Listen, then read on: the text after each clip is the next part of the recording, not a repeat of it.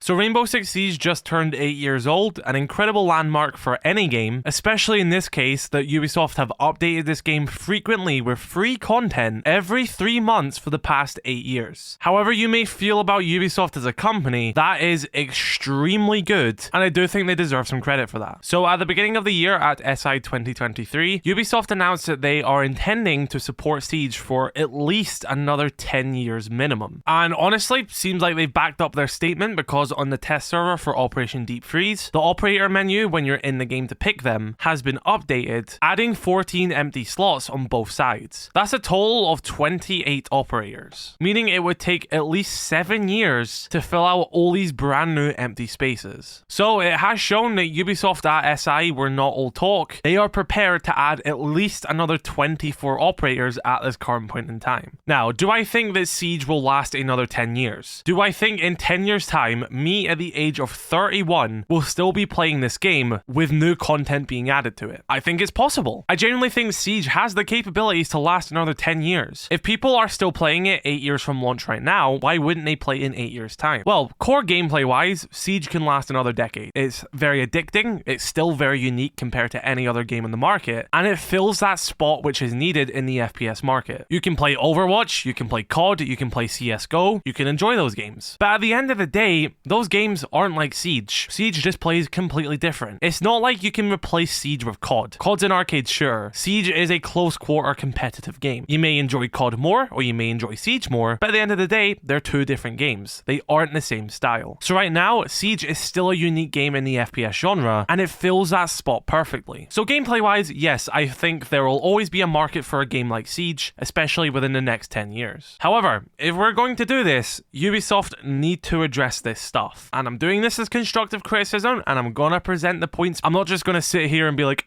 fix the game. Because the issues that existed when people used to say that have honestly been addressed. Hitboxes nowadays are actually very good. When it comes to bugs, honestly, gameplay-wise, not the worst. You get the occasional bug with, Ace's Selma.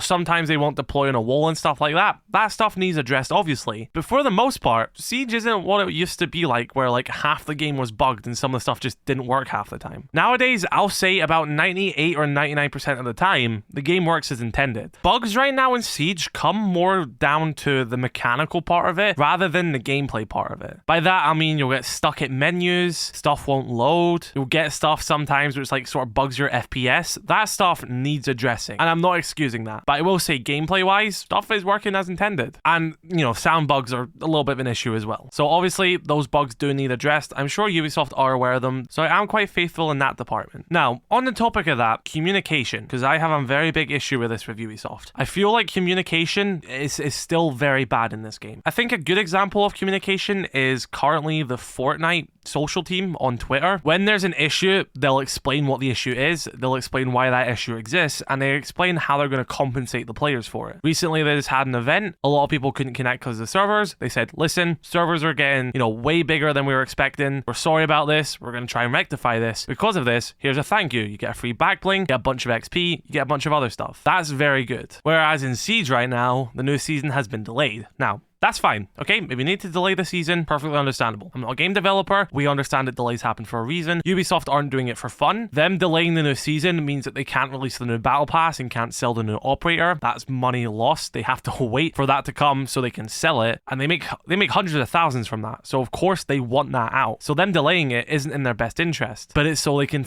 make the season better for when it releases for the player. So delays are a good thing. That's not my issue here. I think my main issue here is the communication around it. Now, firstly, we got the announcement that the new season was being delayed the same day that the season was meant to come out. Now, judging by the fact that the Xbox update actually went out at that same time, it does tell us that this delay announcement was very short notice for Ubisoft themselves, to the point where they actually couldn't stop the update going out on Xbox. So I guess in this circumstance, I get why it was so late. Ubisoft genuinely seemed to be wanting to release the season on time. Then in the final day before it was about to go live, they found an issue, and they they needed to delay it. I understand that circumstance. But I think now, a week on from that statement, or almost a week on from that statement, we've heard nothing. And it would be nice for them just to be like, hey, listen, this is the issue we have. Here's how we're fixing it. In the meantime, here's some free alpha packs, or we're going to activate, you know, a small little event right now or something. Maybe that's not technically possible. I'm not a game developer, so I'm not going to diss them for that. But just, you know, a little bit of communication. Just be like, hey, this is the issue. We want to release a season, but we have to fix this first. We're so sorry, but, you know, here's some alpha packs. We will get to them this season very soon. Thank you for playing. You know, just a little bit like that. I don't think they realize how far that goes as a player, especially as a content creator. That goes such, you know, a far way. Because right now, as I'm recording this, tomorrow is the 5th of December, which is a Tuesday. Tuesdays are usually update days. It was meant to come out last Tuesday, the new season. So right now, as a content creator,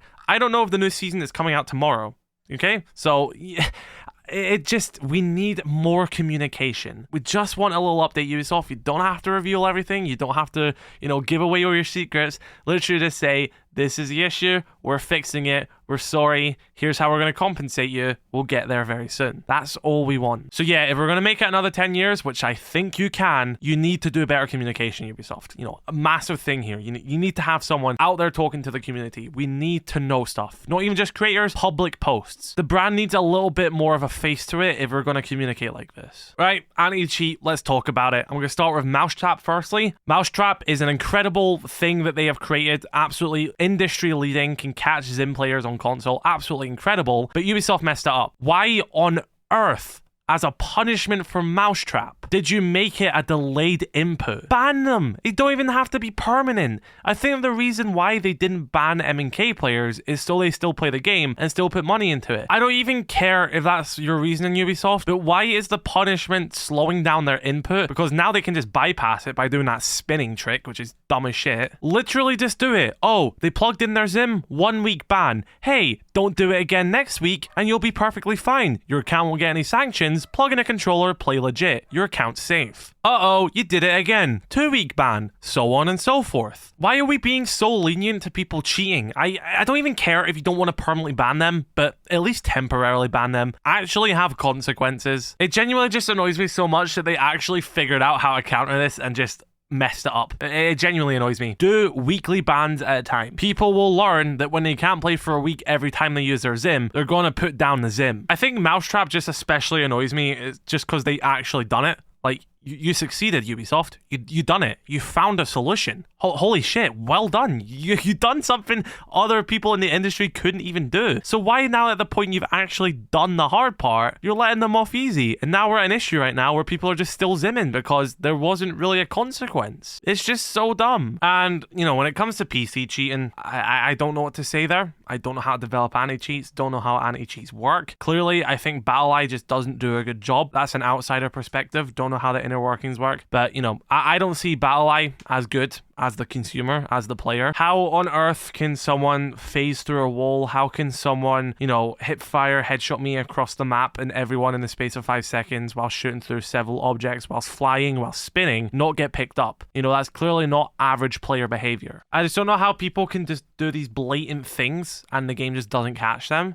As much as I hate Valorant as a game, I feel like if you've done that in Valorant, it would catch you. Or COD, if you started spinning, surely that would catch you, right? I don't know. As a consumer, as the player, BattleEye just doesn't seem to cut it. It just doesn't seem to do the job, and something major needs to happen, okay? I think we're sick of it, Ubi. We want to play the game for another 10 years, but, you know, cheaters are running rampant. I want to play the game more. I want to play right now, but it's the end of the season, and ranked will be full of cheaters, so what's the point in me playing? And there's another solution, and I don't know if we want to get into this, because I feel like this is not great territory, and it might end in some issues, but why aren't trusted creators and streamers not given the power to sort of, you know, escalate a ban? Not even saying they have the power to outright ban people, but, you know, escalate it, or maybe even ban people. You know what I'm saying? That's why I don't want to say that, because that's very risky, because, you know, I don't want a streamer like myself, I guess, to have a power of someone wallbangs me and I go, I think that guy's cheating, and then I ban them on the spot. But on the flip side, I also would like the power, as someone who sits and plays this game for hours at a time, to make the knowledgeable guess that that person spinning in a circle, insta-locking headshotting everyone and killing the lobby in 5 seconds is cheating, and I have somewhat of the power to ban them, escalate a ban, or sanction them to some degree. You know, I'm a Ubisoft creator. This could be something you test with just the trusted creators in the community who are playing in these high ranks, who are playing for 10 hours at a time in your game. I don't know. Again, like I'm saying, that's like, I don't know if you want to get into that territory, and I don't know if it would be the best, but you know, if done correctly, and if there was like other devs involved with the creators, and you can sort of like escalate a ban to them, then I honestly see no issue with me streaming and finding a blatant cheater and having somewhat more power to deal with that than other people. But that shouldn't be the case, because the anti-cheat should be aware of that before even I clock onto it. So, you know, there has to be changes, Ubisoft. You can't just keep, you know, brushing this to the side and being like, oh, well, we've banned more people this month than we did last month. That doesn't reassure me when I still load up the game and play cheaters every ranked match. You know what I mean? I don't care how many more cheaters you banned this month than you did last month. I can't play the game because there's cheaters. You know what I mean? You know, I do think it's kind of sad that the thing I want out of the next year of Siege most is an anti-cheat.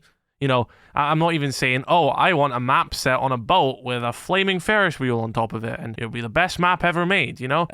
I'm not even talking about content. My most wanted feature is an anti-cheat. That shouldn't be the case. I should be out here begging for operators. I should be out here saying, oh, I cannot wait until they potentially add this map or this operator or this gun. You know, I should be excited about wanting new content added to the game, but I'm most excited about potentially getting an anti-cheat. We need to do something about that. So I would say that cheating and communication are the biggest things holding this game back. But if they are, you know, addressed, I definitely think the game could go on for another 10 years. I do think there is some other issues though. I definitely think, you know, maybe we need more diverse skins. I would like some more tactical looking skins. I'm fine with the funky stuff. I do quite like the funky stuff and the crossovers and everything, but I would like a balance, you know. I want a skin that looks very tactical gear, but I also want a skin where I'm dressed up as Ryu from Street Fighter. I want both of that. I feel like right now we only sort of get the latter. We don't really get any of the tactical stuff, so I would like a little bit more of a broader skin variety. Weapon skins, I would like us to, as a community and as Ubisoft, to move on from Black Ice. We need more weapon skins that are that impactful, that interesting, that sought after. I feel like we got Black Ice, everyone's like, oh my god, Black Ice, and then Ubisoft just never released a universal weapon skin that good again, and everyone's fine with it because they're still too,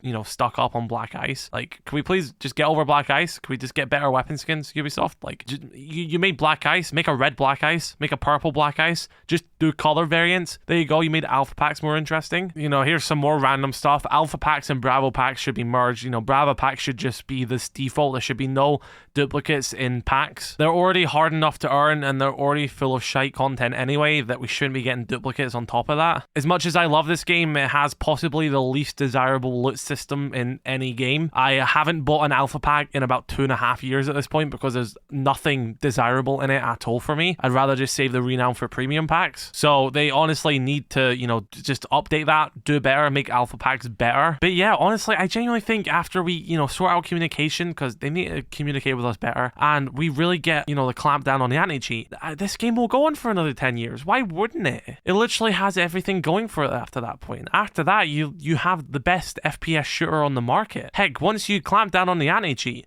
you can make Siege free to play, and you know, that would blow it up. That would be the best free to play game ever released. That would make Siege bigger than it ever was.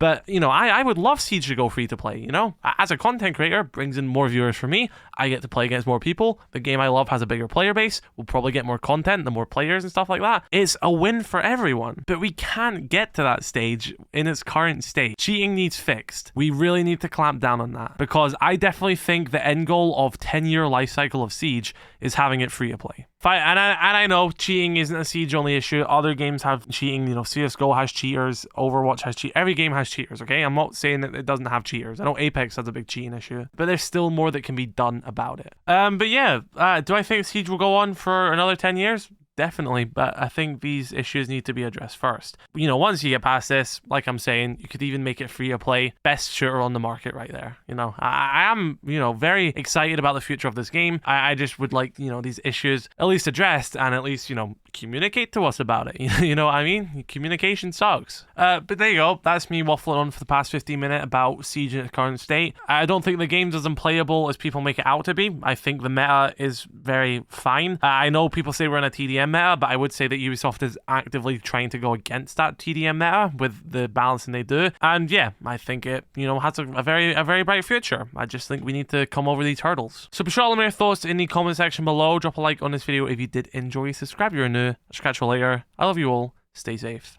Peace.